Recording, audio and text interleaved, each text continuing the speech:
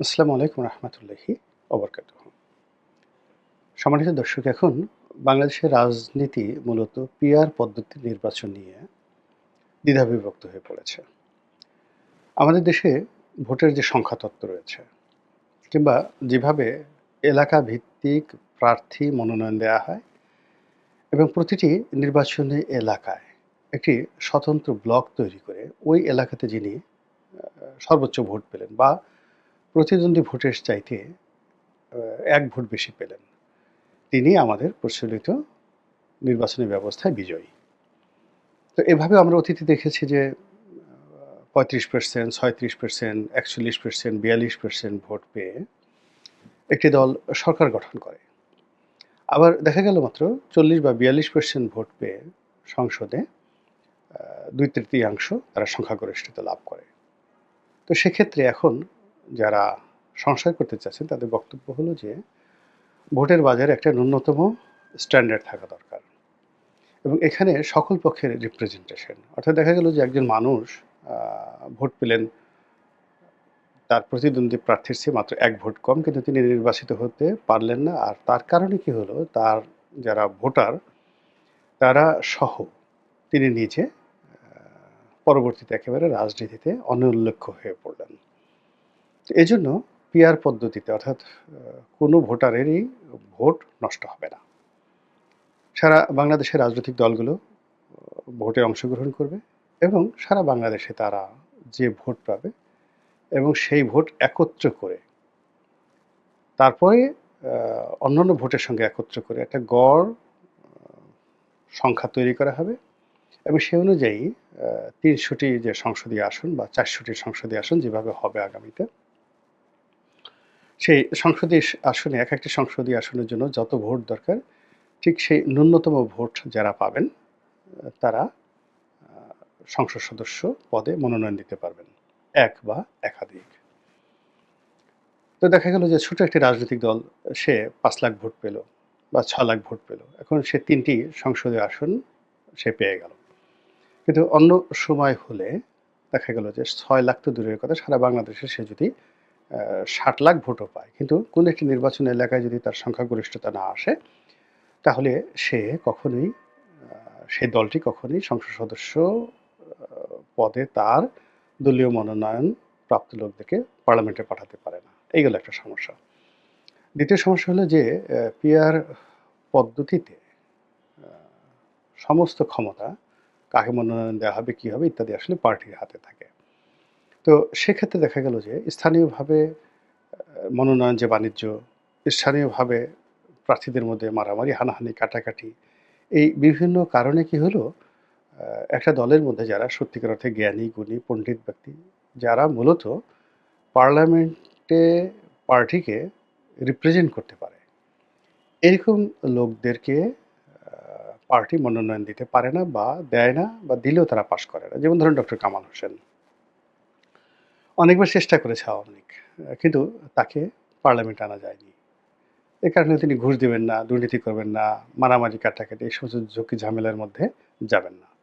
কিংবা ধরুন মাহমুদুর রহমান মান্না, কিংবা ধরুন ডক্টর রেহমান সোবহান থেকে শুরু করে বাংলাদেশে যে সকল প্রথিতযশা লোকজন রয়েছেন, যেমন মুজাহিদুল ইসলাম সেলিম, এরকম বাম ঘরানার অনেক রাজনীতিবিদ রয়েছেন যারা পার্লামেন্টে আসলে পার্লামেন্টের সম্মান বাড়ত। আবার লয়ারদের মধ্যে, মানে আইনজীবীদের মধ্যে, ডাক্তারদের মধ্যে, ইঞ্জিনিয়ারদের মধ্যে, সিভিল সার্ভেন্টদের মধ্যে অনেক যোগ্যতম লোক রয়েছে যারা পার্লামেন্টে গেলে খুব ভালো করবেন। এই যে ইতিমধ্যে আমরা গত ১০ মাসে বেশ কয়েকজন বিখ্যাত লোকজনকে আমরা পেয়েছি। যেমন ধরেন কর্নেল হাসিনুর রহমান, তিনি সেনাবাহিনীর একজন বীরুত্তম, মানে স্বাধীনতা যুদ্ধের পরে এই একজনকেই বীরুত্তম উপাধি দেওয়া হয়েছে, কর্নেল হাসিনুর রহমান। তো তার স্বাধীনচেতা মনোভাব, তার যে ব্যক্তিত্ব, তার সকল কিছুর জন্যই তিনি ইতিমধ্যে আলোচিত এবং তিনি গুমের শিকার হয়েছিলেন শেখ হাসিনার রেজিমে। এখন এই ভদ্রলোক, তাকে যদি মনোনয়ন দেয় বিএনপি, জামাত বা কোনো দল, আমাদের প্রচলিত যে ভোটিং সিস্টেম, তিনি মাঠে গিয়ে তিনি একজন বীর, মুক্তিযোদ্ধা, মানে যোদ্ধা, কিন্তু তিনি ভোটের যুদ্ধে যুদ্ধ করতে পারবেন না। কিন্তু তাকে দরকার। এখন এই যে পিআর পদ্ধতিতে যদি কোনো একটা দল এরকম কর্নেল হাসিনের মতো লোক বা এই যে ব্রিগেডিয়ার নাসির, যাকে ইতিমধ্যে পার্সোনা নন গ্রাটা করা হয়েছে, কথাবার্তা বলে খুব বাংলাদেশে এই মুহূর্তে বেশ জনপ্রিয়, কিংবা ওই যে বিডিআর পিলখানা হত্যাকাণ্ডে যিনি এখন কমিশন করা হয়েছে, কমিশনের প্রধান মেজর জেনারেল ফজলুর রহমান, এরকম অনেকগুলো মানুষ সামরিক ক্ষেত্রে যারা খুবই যাকে বলে নাম করেছেন, অনেক নাম করেছেন। পুলিশের মধ্যে এরকম অনেক আছে, তারপর নৌবাহিনীর মধ্যে অনেকে আছে, সিভিল সার্ভিসের মধ্যে অনেকে আছেন। যেমন ধরেন আবু আলম শহীদ খান। তা আবু আলম শহীদ খান একটা সময় জাসদ করতেন। ঢাকা বিশ্ববিদ্যালয়ে খুবই নামকরা ছাত্রনেতা ছিলেন, যাকে বলে একটা ক্যাডার। জাসদের ক্যাডার বলতে যা বুঝায়, মানে অস্ত্র চালানো, ক্যাডার রাজনীতিতে এই কাজটি তিনি একবারে সম্মুখ সারিতে তিনি করতেন ঢাকা বিশ্ববিদ্যালয়ে। আবার দেখেন সে ক্যাডারগিরি করার পরেও তার মেধা যোগ্যতা এত বেশি যে তিনি আবার বিসিএস পরীক্ষা দিয়ে তিনি পাশ করে গেছেন। পাশ করে তিনি সরকারের একেবারে সর্বোচ্চ পর্যায়ে সচিব হয়েছেন এবং বড় সচিব, এলজিআরডি সচিব হয়েছেন। এখন তিনি টেলিভিশন টক শোতে কথাবার্তা বলছেন। তারপরে যথেষ্ট আকর্ষণ রয়েছে তার। এখন এই ভদ্রলোক পার্লামেন্টে যদি আসতে চান, এমপি হতে চান, আমাদের দেশের যে প্রচলিত রাজনীতি, একটা নির্বাচন করতে ২-৩ কোটি টাকা লাগবে। তারপরে নির্বাচনী এলাকাতে ৮-১০ বছর তাকে কাজ করতে হবে। তো এটা উনি করেননি এবং হবে না। কিন্তু পিআর পদ্ধতিতে যদি জামাত চায়, বিএনপি চায়, এমনকি আওয়ামী লীগ চায় যে এরকম মানুষদেরকে তারা উচ্চ কক্ষ বা নিম্ন কক্ষ, তারা যেখানে ইচ্ছা সেখানে তাদেরকে মনোনয়ন দিতে পারবে এবং সেক্ষেত্রে আমাদের দেশ এনলাইটেন হবে, এনলাইটেন হবে। এবং এই যে এই সময়টাতে সাংবাদিকদের মধ্যে অনেকে খুব ভালো, ভালো কথা বলছেন, যারা ইতিমধ্যে অনেকের দৃষ্টি আকর্ষণ করেছেন। তো যাই হোক, এই সব মিলিয়ে যে পিআর পদ্ধতির কথা বলা হচ্ছে, এই পিআর পদ্ধতি নিয়ে বাংলাদেশে নিদারুণ একটা উৎসাহ এবং উদ্দীপনা দেখা দিয়েছে।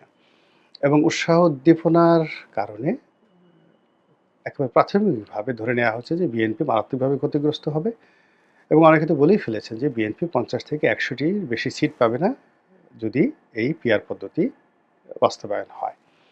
আর অন্যদিকে ছোট, ছোট রাজনৈতিক দল, সেটা এনসিপি বলেন, গণ অধিকার পরিষদ বলেন, অন্যান্য যারা আছে তারা সবাই ২টো, ৪টে, ৫টা, ২০টা, ৩০টা, ৫০টা সিটও তারা পেয়ে যেতে পারেন। এটা বলা যায় না। রাজনীতির ময়দানে হঠাৎ করে এমন একটা জোয়ার চলে আসে, গণজোয়ার চলে আসে। সেই গণজোয়ারে যে কে কখন ছিটকে পড়ে আর কে কখন যাকে বলা হয় গণজোয়ারের সম্মুখ সারিতে চলে আসে, এটা কিন্তু বলা যায় না। যেমন ধরুন আমরা এনসিপিকে নিয়ে অনেকে ঠাট্টা করি, মশকরা করি। কিন্তু আপনি ওয়ান টু ওয়ান যদি আপনি হাসনাত আব্দুল্লাহকে একটা টেবিলে বসান, তারপরে বিএনপি জামাতের একজন শীর্ষ নেতাদেরকে বসান, আপনি দেখবেন হাসনাত আব্দুল্লাহ, সার্জিস, তাসনিম জারা, তারপরে শেষে ডাক্তার তাসনুভা, এমনকি ওই যে নীলা ইসরাফিলের কথা বলা হচ্ছে।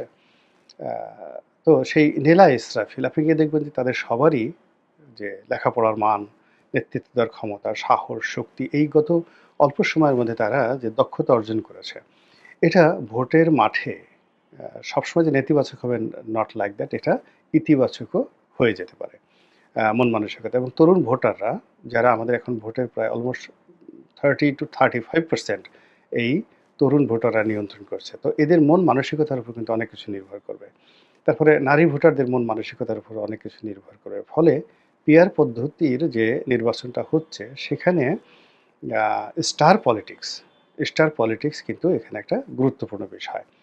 আ কার কথা, কাদের কথায় মানুষ বেশি শুনছে, কাদের কথায় আকর্ষণ বেশি। এই সমস্ত দিক বিবেচনা করলে আপনি দেখবেন আ যে সমস্ত রাজনৈতিক দলগুলোর মধ্যেই একাধিক স্টার রয়েছে, যাদের কথা শোনার জন্য দেশের মানুষ উন্মুখ হয়ে আছে। এনসিপিতে আছে, জামাতে আছে, কিন্তু সেই তুলনায় বিএনপির স্টার সবচেয়ে কম। খুব একেবারে স্টার নাই বললেই চলে। আ আওয়ামী লীগের মধ্যেও কিন্তু একই সমস্যা। তাদের কথা বলার মতো লোক আছে। ২ ঘন্টা, ৩ ঘন্টা, ৪ ঘন্টা তারা কথা বলতে পারবে। কিন্তু আওয়ামী লীগের ওবায়দুল কাদেরের কথা শুনলে বা অন্য নেতার কথা শুনলে মানুষের মধ্যে একটা ধরনের বিরক্তি চলে আসে, রাগ চলে আসে। কিন্তু এভাবে আকর্ষণ তৈরি করতে পারে যেভাবে ফজলুর রহমানের আছে, যেভাবে ধরেন মোহাম্মদ হানিফ তার ছিল, যেভাবে তোফায়েল আহমেদ সাহেবের ছিল, যাদের বক্তব্য শোনার জন্য মানুষ মাইলের পর মাইল হেঁটে আসে। ঐরকম স্টার যে যাকে বলা হয় বক্তা, যেমন বিএনপিতে একসময় কে এম ওবায়দুর রহমান সাহেব ছিলেন, একসময় বদরুদ্দোজা চৌধুরী সাহেব ছিলেন, যেরকম স্টার। তারপরে আপনার ফজলুর রহমান সাহেব এখনো আছেন বিএনপিতে।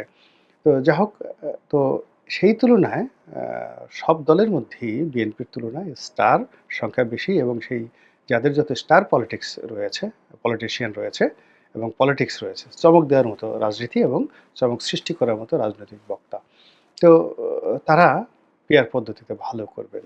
এর ফলে কি হচ্ছে এখন পিআর নিয়ে সমস্যা তৈরি হয়ে গেছে। আ বিএনপি সঙ্গত কারণে পিআর চাচ্ছে না। আর অন্যান্য যারা রাজনৈতিক দল, বিএনপি যখনই এটা চাচ্ছে না, অন্যান্য রাজনৈতিক দল তারা সবাই এই পিআর এর পক্ষে ঐক্যবদ্ধ হয়ে পড়েছে। তো সেক্ষেত্রে আগামীতে রাজনীতির কি সমীকরণ হবে? যদি পিআর পদ্ধতিতে ইলেকশন হয়? এখানে আমি প্রথমত বলে নেই যে আমি সব কথারই একটা ধারাবাহিকতা রক্ষা করার চেষ্টা করি। আমি এখানে আমাদের রাজনীতিতে চলমান অনেক বিষয়গুলো নিয়ে মতামত দিচ্ছি, কথাবার্তা বলছি। কিন্তু যে বিষয়গুলো নিয়ে কথা আমরা বলছি তার ১ম উপকরণ হলো ইলেকশন। আমার ব্যক্তিগত অভিমত হলো যে এখন যে পরিবেশ পরিস্থিতি রয়েছে সেক্ষেত্রে ইলেকশন হওয়ার ২-৪ বছরে আমি কোনো সম্ভাবনা দেখছি না। ১ সেক্ষেত্রে নির্বাচন না হওয়াটাই ভালো। যদি হয়ে যায় নির্বাচন কোনো কারণে সেটা এই নির্বাচন যারা করেছে তাদের জন্য বিপদ ডেকে আনবে। নুরুল হুদার জীবনে যেভাবে বিপদ ডেকে নিয়ে এসেছে, হাবিবুল আউয়ালের পক্ষে যেভাবে মানে বিপক্ষে এই যে তার নির্বাচন ২০২৪ সালের নির্বাচন যেভাবে তার গলার কাটা হয়েছে, এইভাবে আগামী নির্বাচন এখন যারা অনুষ্ঠান করবেন তাদের জন্য গলার কাটা হবে নির্বাচনে। দ্বিতীয়ত হলো সেই নির্বাচনে যারা বিজয়ী হবে তাদের জন্য সেই বিজয়ের মালার ওজন এত বেশি হবে যে ওই ওজন ৬ মাস থেকে ১ বছরের বেশি তারা টানতে পারবেন না। এবং সেটা তাদের জন্য একটা ভয়াবহ বিপর্যয়ের দিকে চলে যাবে। ফলে এখন যে অরাজকতা চলছে, তারপর এখন যে আইনশৃঙ্খলার অবনতি চলছে, যা কিছু চলছে এটা একটা নির্দিষ্ট সময়ে এমনি এটা একটা শেইভের মধ্যে চলে আসবে। কিন্তু এই অবস্থাতে আপনার আগুন জ্বলছে, তার মধ্যে আপনি কেরোসিন তেল ঢেলে দিলেন। আপনার চারিদিকে ঘূর্ণিঝড়, প্রচণ্ড ঘূর্ণিঝড়। এর মধ্যে আপনি একটা ছাতি নিয়ে বের হলেন যে ঠিক আছে, ঘূর্ণিঝড়ের মধ্যে ছাতি নিয়ে বের হলাম। ছাতিসহ আপনাকে একেবারে উড়িয়ে নিয়ে যাবে। তো ঐরকম একটি অবস্থা এখন চলছে। তো সেই ক্ষেত্রে যে আমরা যে নির্বাচন নিয়ে কথা বলছি, পিআর নিয়ে কথা বলছি, এটা অনেক সুদূর পরাহত। কিন্তু তবুও যেহেতু এগুলো নিয়ে আলোচনা হচ্ছে, শরীর গরম রাখা দরকার। আলোচনা শুনতে চায়, আমরাও করতে চাই। এইজন্য এই কথাগুলো বলা। কিন্তু আমার কাছে যেটা ব্যাপার হলো যে আগামীতে পিআর-টিআর এসব কিছু হবে না। এইসব সংস্কার-টংস্কার যা কিছু দেখছেন এইসব একটাও হবে না। কিন্তু আলোচনা করা দরকার, আমরা সেটা করছি। সেই আলোচনার মধ্যে ধরে নেই যে ধরুন পিআর পদ্ধতিতে একেবারে সরকার উইন করলো এখন। উইনের সরকার উইন করলো এবং তারা পিআর পদ্ধতিতে নির্বাচন তারা করতে চায়। বিএনপি ধরুন একেবারে শেষ সময় ম্যাজিক্যালি রাজি হয়ে গেল। All on a sudden unexpectedly যা কেউ আশা করেনি। কি কিন্তু এখানে বিএনপি ২ টো শর্ত তারা এখানে দিয়ে দিল। এক শর্ত হলো থ্রেশহোল্ড। এটার অর্থ হলো যে এই যে জামানত বাজেয়াপ্ত হয়ে যায় অর্থাৎ ন্যূনতম ভোট পাওয়ার যে একটা বিধান সেটা যদি সংযুক্ত করা হয়। যেমন একটা নির্বাচনী এলাকা ভিত্তিতে একজন প্রার্থীর ন্যূনতম এত ভোট পেতে হবে। তো যখন পিআর পদ্ধতি হবে তখন সারা দেশে যে যদি ১২ কোটি ভোট হয় বা ১০ কোটি ভোট হয় তাহলে সেই ভোটের কত পার্সেন্ট ভোট একটা রাজনৈতিক দলকে পেতে হবে। এই জিনিসটি সংযুক্ত করে দেওয়া হলো। তো সেক্ষেত্রে এখন যদি 1% ধরা হয় যে 1% বা 2% বা 5% ভোট না পেলে জামানত বাজেয়াপ্ত হবে। তো এক্ষেত্রে বিএনপি বলতেই পারে যে বর্তমানে যে বিধান রয়েছে একজন প্রার্থীকে তার মোট ভোটের এত অংশ যেটা পেলে তার জামানত থাকবে অথবা জামানত বাজেয়াপ্ত হবে। ঠিক সেই নিয়মটাই বহাল করা হোক। তো সেক্ষেত্রে টোটাল ভোটের যে অংশটি আ না পেলে তার জামানত বাজেয়াপ্ত হবে। এরকম যদি একটা বিধান দেওয়া হয় 98% যারা মানে প্রার্থী এখন স্বপ্ন দেখছেন বা দল দেখছেন তারা সবারই জামানত বাজেয়াপ্ত হবে। কেন সারা দেশে দেখা গেল যে যদি 2% ভোট হয় তাহলে মিনিমাম ২ লাখ ভোট পেতে হবে। মানে ২ কোটি মানে ২০ লাখ ভোট পেতে হবে। 2% বা 1% হলে আপনি আ ১০ কোটি ভোট, তার 1% কত? ১০ লাখ ভোট পেতে হবে। তো ১০ লাখ ভোট যদি কোনো একটি রাজনৈতিক দল না পায়, তার জামানত বাজেয়াপ্ত হয়ে যাবে। সে ৯ লাখ ভোট পেলেও তার একটা সংসদ সদস্য পদ সে পাবে না। তো এই ক্ষেত্রে আপনি একটু বুকে হাত দিয়ে বলেন তো যে বাংলাদেশের কোন রাজনৈতিক দলটি আছে যে সারা বাংলাদেশে তার কথা শুনে, তার আ বক্তব্য শুনে কোনো রকম সংগঠন ছাড়া টেকনাফ থেকে তেঁতুলিয়া পর্যন্ত ১০ লাখ ভোট তাদেরকে দেবে? অথবা কয়টা মানে রাজনৈতিক দল আছে যারা ৩ থেকে ৪ টি নির্বাচনী এলাকাতে টার্গেট করে তারা যদি সর্বোচ্চ চেষ্টা করে ১০ লাখ ভোট তারা পাবে? আমার কাছে মনে হচ্ছে যে ৯৮% রাজনৈতিক দল এই মুহূর্তে যারা ঘোরাফেরা করছে, তারা এই যে নির্বাচনের যে থ্রেশহোল্ড বা সর্বনিম্ন ভোট পাওয়া, এই ক্যাটেগরিতে তারা হারিয়ে যাবে। এবং এই কাজটি বিএনপি করবে খুব সুকৌশলে। নাম্বার 1। নাম্বার 2 হলো যে এখানে প্রার্থী ঘোষণা। আ প্রার্থী ঘোষণা কি আগে হবে না পরে হবে? তো এই জিনিসটিও বিএনপি খেলবে এবং বিএনপি বলবে যে, "নো, আমি আমার প্রার্থী দেব। ৩০০ আসনে আমি আমার প্রার্থী দেব।"